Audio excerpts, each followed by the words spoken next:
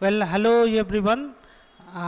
जैसा कि आप लोगों को मालूम होगा कि बीपीएससी से संबंधित हम लोगों ने एक टेस्ट सीरीज का आयोजन किया है और इसमें 5 जो हैं सो टोटल फुल लेंथ के टेस्ट होंगे। इसमें पहला टेस्ट जो है कल हम लोगों ने कंडक्ट करवाया, उसके कुछ प्रश्न हैं और उसके जो विश्लेषण और उसके उत्तर हैं उसके विषय में आपको ये चर्चा। इसी कॉन्टेक्स्ट में जो फर्स्ट क्वेश्चन यहाँ आ रहा है वो ये है कि ग्राम सभा के कार्यों के संदर्भ में दिए गए कथनों पर विचार करें।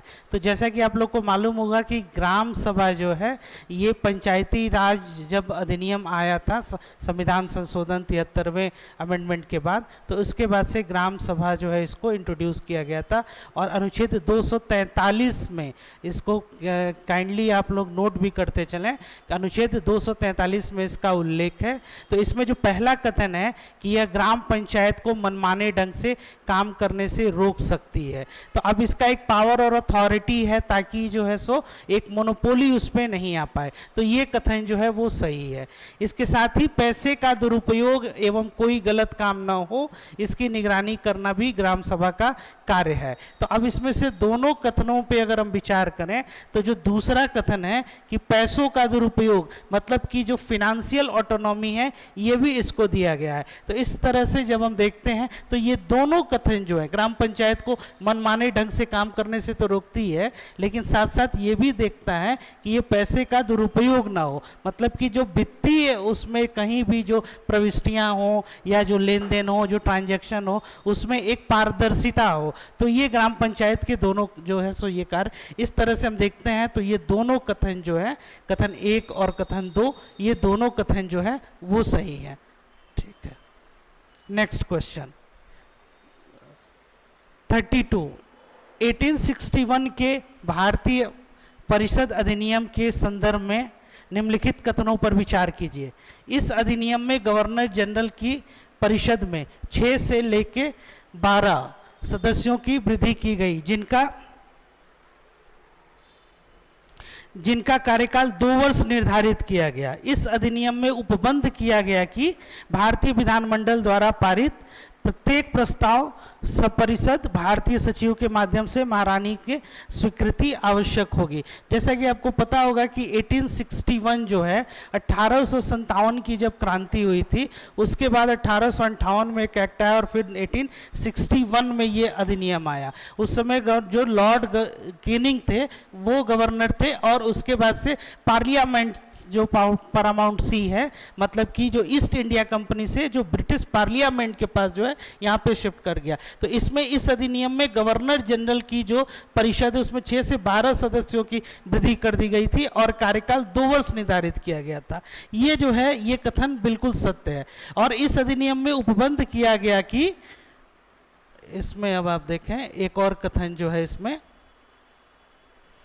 कि भारतीय विधानमंडल द्वारा प्रत्येक प्रस्ताव पर सपरिषद भारत सचिव के माध्यम से महारानी की स्वीकृति आवश्यक होगी। ये दोनों कथन सत्य हैं, अतः आपका उत्तर जो हो गया 1 और 2 हो गया। अब देखिए अगला जो प्रश्न है, भारतीय संविधान के अनुच्छेद 51 में अंतर्राष्ट्रीय शांति और सुरक्षा को बढ़ावा देने हेतु राज्य द्वारा कौन से प्रयास किए जाने का उल्लेख है। अब ये जो अनुच्छेद 51 है, जैसा कि आप लोगों को विदित होगा कि अनुच्छेद 36 से लेके अनुच्छेद 51 तक ये जो है वो राज्य के नीति निर्देशक तत्व जो है, अध्याय जो पार्ट 4 आपका जो भारत का संविधान है उसमें इसका उल्लेख है। और ये एक जो राज्य के नीति निर्देशक तत्व जो हैं ये इंडिया का एक डीपीएसपी हमारे कॉन्स्टिट्यूशन में है कि ये क्या है कि इंटरनेशनल पीस और सिक्योरिटी को हम लोग क्या करते हैं, प्रमोट करते हैं। उसी कॉन्टेक्स्ट में ये दिया गया कि अंतर्राष्ट्रीय शांति और सुरक्षा को बढ़ावा देने हेतु राज्य द्वारा कौन से प्रयास किए जाने का उल्लेख है। अब इसमें अब आप देखिए कि राष्ट्रों के बीच न्याय संगत और सम्मानपूर्ण संबंधों को बनाए रखना, अंतर्राष्ट्रीय विवादों को मध्यस्थता द्वारा निपटाने के लिए प्रोत्साहन देने का, अंतर्राष्ट्रीय विधि और संधि बाध्यताओं के प्रति आदर बढ़ाने का, उपर्युक्त में से एक से अधिक। अब इसमें जब हम देखेंगे तो राष्ट्रों के बीच एक न्याय संगत और सम्मानपूर्ण तरीके से हमको क्या करना है, एक संबंध बनाना है। तो ये अंतर्राष्ट्रीय शांति और सुरक्षा जो है इसमें हम जो है ये एक हमारी क्या है, एक कमिटमेंट है। इसके साथ साथ जब हम दूसरा देखते हैं कि अब इसमें एक और क्या के अंतर्राष्ट्रीय विवादों को मध्यस्थता के निपटाने के लिए प्रोत्साहन देना, इस कॉन्टेक्स्ट में भी जो है सो हम लोग का एक ये ध्येय है। तो उपर्युक्त में से एक से अधिक जो है ये हमारे जो है सो ये राज्य के नीति निर्देशक तत्व में है, तो उसका उत्तर आपका ये आएगा। अब तीसरा ये 34 क्वेश्चन देखिए, निम्नलिखित में से किसको अपने कर्तव्यों के पालन में भारत के राज्य क्षेत्र में सभी न्यायालयों में सुनवाई का अधिकार होगा। अब इसमें देखिए ये भारत के राज्य क्षेत्र में किसी भी, तो महाधिवक्ता महान्यायवादी कहते हैं अटॉर्नी जनरल ऑफ इंडिया।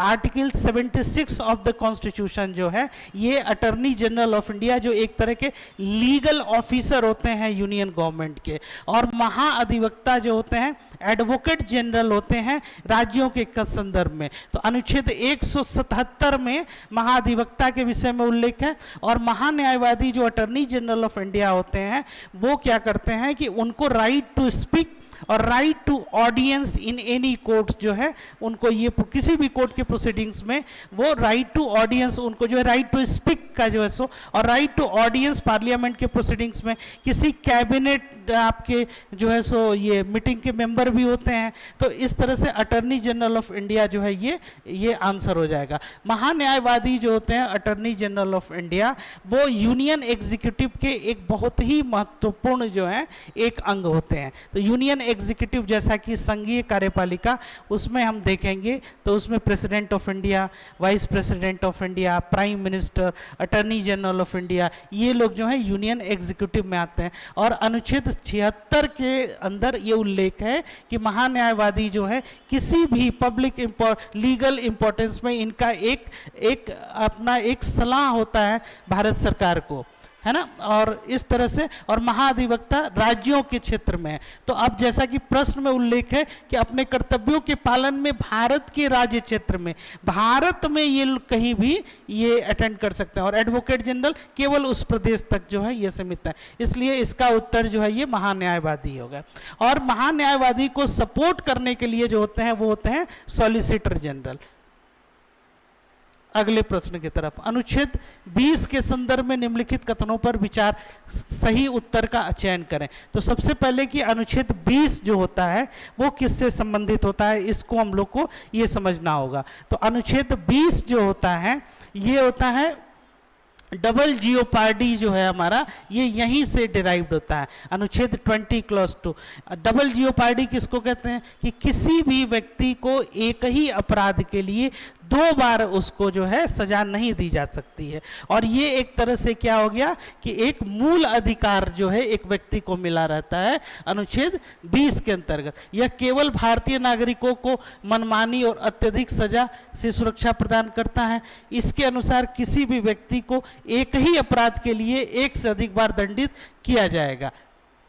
नहीं किया जाएगा। तो ये जैसा कि दूसरा जो ये कथन है ये सत्य है। पहला ये केवल भारतीय नागरिकों को मनमानी करने और अत्यधिक सजा से, ये कथन जो है ये गलत है। तो इसलिए इसका उत्तर जो हो गया ये 2 हो गया। अनुच्छेद 20 जो है उसको x post facto the law, उसमें जो है सेल्फ इंक्रिमिनेशन, इसके विषय में ये भी चर्चा करता है। अब आइए 36, निम्नलिखित में से कौन सा उच्चतम न्यायालय के प्रारंभिक क्षेत्र अधिकार के अंतर्गत आता है। इसमें जो है एक कथन है कि भारत सरकार तथा एक से अधिक राज्यों के बीच में कोई विवाद, परस्पर 2 या अधिक राज्यों के बीच विवाद, संसद के किसी सदन अथवा राज्य विधानमंडल में चुनाव पर विवाद। अब इसमें ये जो प्रश्न है कि ये प्रारंभिक जो है इनका विशेष जो है सो क्षेत्र अधिकार के अंतर्गत आता है। तो प्रारंभिक क्षेत्र अधिकार का मतलब हो गया ओरिजिनल ज्यूरिसडिक्शन। ओरिजिनल ज्यूरिसडिक्शन का हो गया, तो इसमें सबसे पहले जो हम कैसे क्वेश्चन को निगेट करेंगे, तो संसद के किसी सदन अथवा राज्य विधानमंडल के चुनाव पर विवाद, इसमें ये जो है कथन हमारा ये गलत हो जाएगा। और बाकी जो 2 आपके जो शेष बच रहे हैं, भारत सरकार तथा एक से अधिक राज्य के बीच में कोई विवाद होगा, जैसे कि आप देखिए कि एक मुल्ला पेरियार डैम करके इशू है, उससे केरला और तमिलनाडु के बीच में कोई विवाद होता है। तो इस विवाद का जो भी निपटाना होता है ये सर्वोच्च न्यायालय के द्वारा, उच्चतम न्यायालय के द्वारा जो है ये किया जाता है। तो ये उसके ओरिजिनल ज्यूरिसडिक्शन में ये उसका एक प्रारंभिक विशेष अधिकार हो गया। लेकिन चुनाव चुनाव के संबंध में अगर कहीं कोई संबंध में आता है, जैसे संसद के किसी सदन अथवा राज्य विधानमंडल के चुनाव पर विवाद, ये ओरिजिनल जुरिस्डिक्शन में उसमें ये नहीं आता है। चलिए अगला प्रश्न देखते हैं। 37, संसदीय कार्यवाही में स्थगन प्रस्ताव लाने का उद्देश्य क्या है? स्थगन प्रस्ताव को कहते हैं एडजॉर्नमेंट मोशन। तो एडजॉर्नमेंट मोशन या स्थगन प्रस्ताव ये तब लाया जाता है जब कोई मसला या कोई मुद्दा जो है पब्लिक इंपॉर्टेंस का हो। पब्लिक इंपॉर्टेंस का हो मतलब कि लोक कल्याणकारी या किसी भी इससे संबंधित अगर कोई अगर मसला है या कोई मुद्दा है तो स्थगन प्रस्ताव जो है वो हाउस में लाया जा सकता है। तो संसदीय कार्यवाही के स्थगन प्रस्ताव लाने का उद्देश्य क्या है? अब विकल्पों पर ध्यान दें। सार्वजनिक महत्व के निश्चित अत्यावश्यक मुद्दे पर बहस करने हेतु, जैसा कि अभी हम लोगों ने जो है इस पर चर्चा किया, ये इसका उत्तर हो गया। दूसरा, विपक्षी सदस्यों के मंत्री से सूचना प्राप्त करने हेतु, नहीं। किसी अनुदान की मांग, डिमांड ऑफ ग्रांट्स में एक निश्चित मात्रा में कटौती, बिल्कुल नहीं। उपयुक्त में से कोई नहीं। तो उत्तर क्या हो गया? ये हमारा पहला जो है सो ये उत्तर हो गया। अब आ जाइए 38।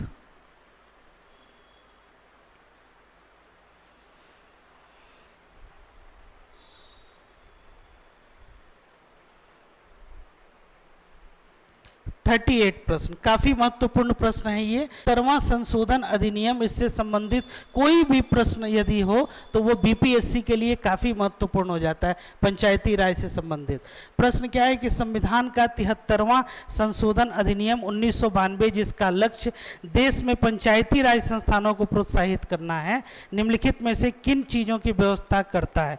पहला, जिला योजना समितियों के गठन करने की। दूसरा, राज्य निर्वाचन आयोगों द्वारा सभी पंचायतों का चुनाव करने की। तीसरा, राज्य वित्त आयोगों की स्थापना करने की। अब इसमें यह ध्यान देने वाली बात है कि ये जो डिस्ट्रिक्ट प्लानिंग कमेटी जिसको कहते हैं, जिला योजना समिति, ये जो है 73वें संशोधन में नहीं, ये 74वें संशोधन में ये आया। और शेष ये दोनों जो कथन है वो सही है। इस तरह से जो आपका उत्तर होता है वो बी ऑप्शन होता है। ये बी ऑप्शन 2 और 3। नेक्स्ट, दिनेश गोस्वामी समिति का संबंध निम्नलिखित में से किससे है? ये काफ़ी जो है सो ये फेमस क्वेश्चन है और इसमें क्या है कि ये सारे जो है इसमें उत्तर सही होंगे। नेशनलाइजेशन में भी था, पूर्वोत्तर में शांति बहाल करने में, चक्सा समस्या, ये सब जो है ये। फिर अगला प्रश्न हम देखेंगे, निर्वाचन आयोग के संदर्भ में निम्नलिखित में से कौन सा कथन सत्य है? भारत में निर्वाचन आयोग का गठन 26 नवंबर 1949 को हुआ। भारतीय संविधान के अनुच्छेद 324 में निर्वाचन आयोग के गठन का प्रावधान है। निर्वाचन आयोग का कार्यकाल अधिकतम 5 वर्ष का होता है, उपर्युक्त में से एक से अधिक।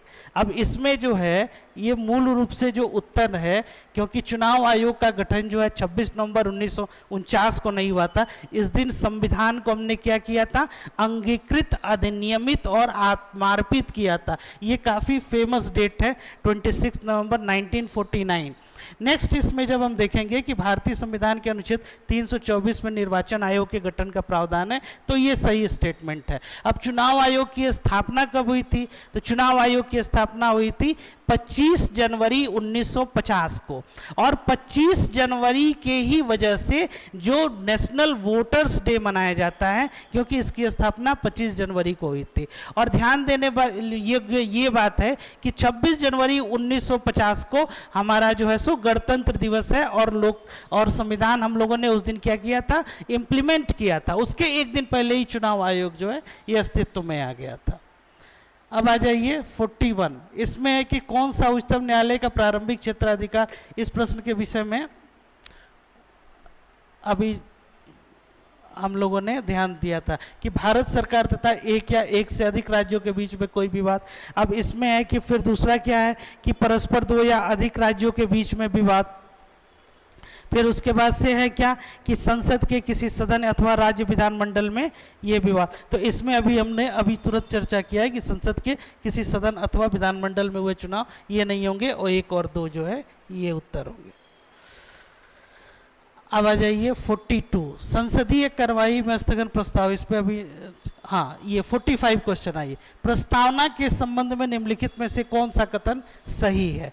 तो प्रस्तावना के संबंध में कौन सा कथन यह कानून की अदालत में लागू करने योग्य नहीं है? ये बिल्कुल सही स्टेटमेंट है। इसमें ये ध्यान देने वाली बात है कि इसकी लीगल सैंक्टिटी, लीगल इन्फोर्सेबिलिटी नहीं होती है। इस प्रश्न में थोड़ा सुधार भी आप लोग करेंगे, क्योंकि जो उत्तर है उसमें थोड़ा सा इसमें परिवर्तन की आवश्यकता है कि ये कानून में क्या है कि लीगल सैंक्टिटी और इसकी कोई लीगल इन्फोर्सेबिलिटी नहीं होती है। हाँ, हम लोग फिलॉसफी जो है वो डिराइव प्रीएम्बल से ही करते हैं, कॉन्स्टिट्यूशन का जो भी फिलॉसफी हमारा। इसमें 3 बार संशोधन हुआ। इसमें एक बार 19 जो है 76 में 42nd अमेंडमेंट जो है उसमें संशोधन हुआ था, जिसमें सेकुलर, सोशलिस्ट और इंटीग्रिटी 3 शब्द लाया गया था। सुप्रीम कोर्ट ने हाल ही में फैसला सुनाया कि संविधान का हिस्सा नहीं है। संविधान का हिस्सा प्रस्तावना नहीं होता है। ये बेरूबरी केस में जो है सो ये बताया गया था कि that preamble was not a part of the constitution, whereas in Kesavananda Bharati case when basic structure was came into picture and after that a series of judicial pronouncement, ये बताया गया कि preamble is a very much part of the constitution and since it is a part of the constitution that it can be amended like any other part subject to the basic principal और basic structure और basic founding principle on which our constitution is established. उसको छोड़ के जो आपकी जो मूल संरचना और जो आपके जो दर्शन है इस संविधान का, उसको छोड़ के आप कोई भी इसमें चेंजेस जो है वो कर सकते हैं। चलें अगले प्रश्न की तरफ। भारतीय संविधान में 86वां संवैधानिक संशोधन अधिनियम 2002 द्वारा जोड़ा गया था। ये काफ़ी फेमस और काफ़ी फेमस जो 86 जो है कॉन्स्टिट्यूशनल अमेंडमेंट है। इसमें हमने क्या किया था, इसमें राइट टू एजुकेशन को ये ऐड किया गया था। राइट टू एजुकेशन को आर्टिकल 21 क्लॉज ए में, 21 क्लॉज ए के फ्रेश ये, और राइट टू लाइफ के पास जो है right to life and personal liberty, उसी में इंसर्ट किया गया था कि शिक्षा का जब आपको अधिकार होगा तभी आप अपने जीवन को गरिमापूर्ण तरीके से आप अपना जीविका या जीविकोपार्जन या फिर जीवन का भी जो आपका एक लक्ष्य है उसको आप जो है हासिल कर सकते हैं। तो इसमें अनुच्छेद 21A जो है ये उत्तर उसमें ये सही दिखाई दे रहा है। 47 कौन सा इसमें भारत के नागरिकों के मौलिक कर्तव्य के रूप में भारत के संविधान में नहीं है?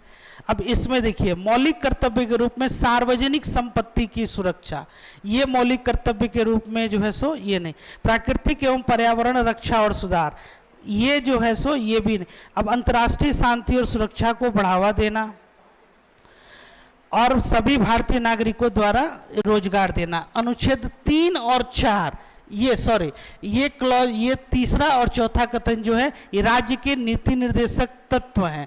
ये राज्य के नीति निर्देशक तत्व हैं, ये मौलिक कर्तव्य नहीं है। ये दोनों मौलिक कर्तव्य हैं। अब प्रश्न ये है कि इसमें से मौलिक कर्तव्य में से कौन नहीं है? तो क्योंकि ये दोनों हैं तो उत्तर कौन से हो गए? 3 और 4। 3 और 4 क्या हो गए? ये राज्य के नीति निर्देशक तत्व हैं, इसलिए ये केवल 3 और 4 ये उत्तर हो गए।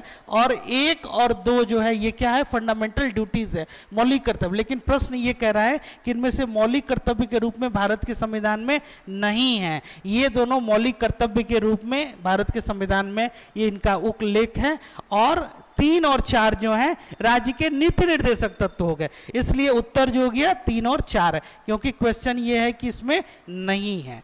इस तरह से जब भी इस प्रश्नों का जब आप हल करें, समाधान जब इसका जब आप करने जाएं, तो बहुत ध्यान से प्रश्न पढ़ने की आवश्यकता है। राज्य के नीति निर्देशक तत्व किस प्रकार मौलिक अधिकार से भिन्न है? अब इस चीज को समझिए कि राज्य के नीति निर्देशक तत्व और मौलिक अधिकार ये दोनों कहे किसको जाते हैं? तो जो फंडामेंटल राइट्स है वो राइट्स जो है ये स्टेट के ऊपर एक मनाही करता है कि that state shall not deny any person. मतलब स्टेट शैल नॉट का मतलब है कि ये क्या? नकारात्मक, ये मना कर रहा है कि राज्य ये कार्य नहीं करे जिससे कि नागरिकों का क्या हो? मूल अधिकार जो है उसका हनन हो जाए।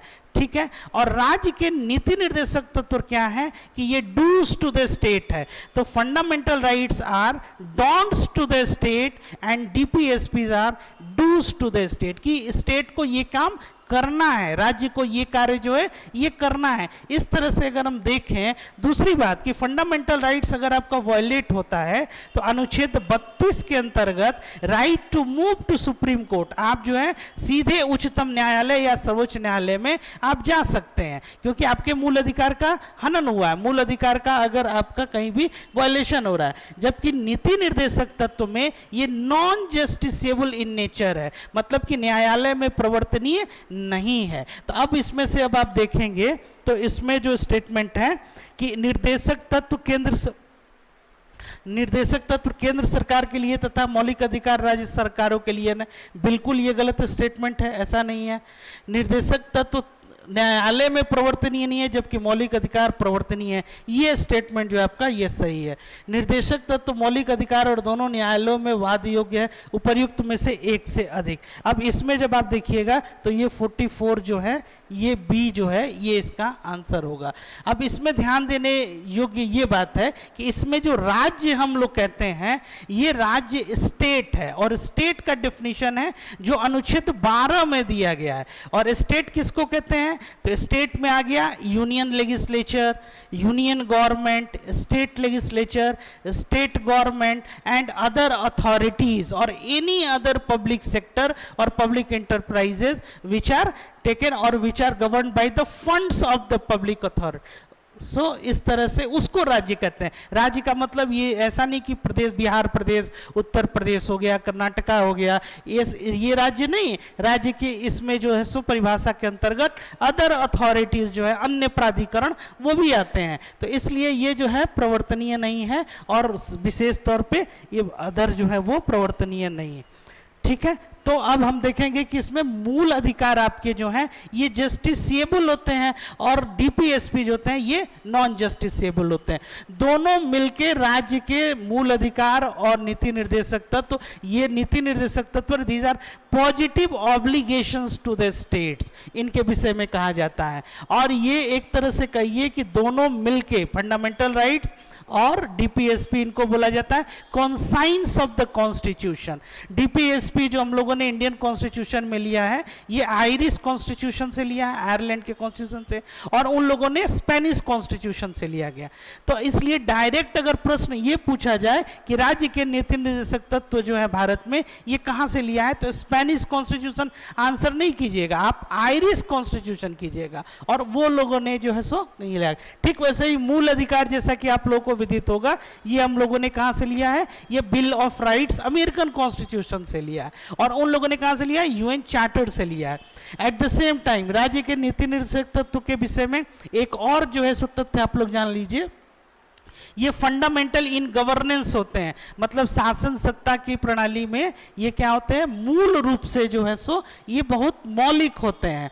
दूसरी बात कि ये फंडामेंटल इन गवर्नेंस के साथ साथ इंस्ट्रूमेंट ऑफ इंस्ट्रक्शंस भी होते हैं, और इंस्ट्रूमेंट ऑफ इंस्ट्रक्शंस का उल्लेख गवर्नमेंट ऑफ इंडिया एक्ट 1935 में भी था। तो it is very similar to government of India's act instrument of instructions. तो इस तरह से जब हम देखते हैं कि ये और मूल कर्तव्य जो है, इसके विषय में भी आप लोग एक तथ्य जान लें कि मूल कर्तव्य जो है ये यूएसएसआर से लिया गया है, सोवियत संघ से लिया गया है। तो इस तरह से जब हम देखते हैं कि भारत की प्रस्तावना, मूल अधिकार, राज्य के नीति निर्देशक तत्व और मौलिक कर्तव्य, इससे प्रश्न जो है ये काफ़ी जो है सो, और इन प्रश्नों में बहुत ध्यान देने की आवश्यकता है, क्योंकि बहुत जो है इसमें मिलता जुलता जो है वो चीज़ है, और ताकि बहुत आसानी से क्वेश्चन जो इसमें कंफ्यूज किया जा सकता है। ठीक है, सो बहुत बहुत धन्यवाद आप लोगों का, और विशेष तौर पे आप लोग फिर से एक बार आप अधिक से अधिक संख्या में इस टेस्ट सीरीज में भागीदारी जो है सपना जो है कीजिए, और विशेष प्रश्नों का जो है सो इसमें चर्चा अगले सेशन में किया जाएगा। तब तक के लिए बहुत बहुत धन्यवाद।